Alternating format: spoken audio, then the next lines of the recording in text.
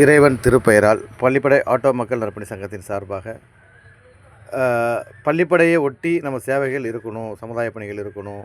நம்ம ஆரம்பித்ததே பள்ளிப்படை ஆட்டோ மக்கள் நற்பணி சங்கம் தான். அப்போ இந்த பள்ளிப்படையில் உள்ள சில நிறை குறைகளை நம்மளால் முடிஞ்ச அளவுக்கு அந்த நிர்வாகத்துக்கிட்ட போய் சொல்லி சரி பண்ணுறதுக்கு நாங்கள் முடிவு எடுத்துருக்குறோம். அது அடிப்படையில் உங்கள் தெருக்களில் ஏதாவது சிறு சிறு பிரச்சனைகள், தெருவிளக்கு, கொசு பிரச்சனைகள் அல்லது வேறு விதமான இந்த ப்ளீச்சிங் பவுட்ரு போடணும் அப்படின்னு ஏதாவது இருந்துச்சுன்னு சொன்னால் கண்டிப்பாக சொல்லுங்கள். நாங்கள் அந்த நிர்வாகத்தை அணுகி உங்களுக்கு இலகுவாக செஞ்சு கொடுக்கறதுக்கு நாங்கள் கண்டிப்பாக ஒத்துழைக்கிறோம். அதே போல் நீங்களும் நீங்களும் சொல்கிறத விட நம்மளும் அந்த நிர்வாகத்துக்கு முழு ஒத்துழைப்பு வழங்க வேண்டும். குப்பையை வெளியே கண்ட இடத்துல கொட்டக்கூடாது, பிளாட்டில் கொட்டி விடக்கூடாது. தூய்மை பணியாளர்கிட்ட குப்பையை ஒப்படைக்கணும்.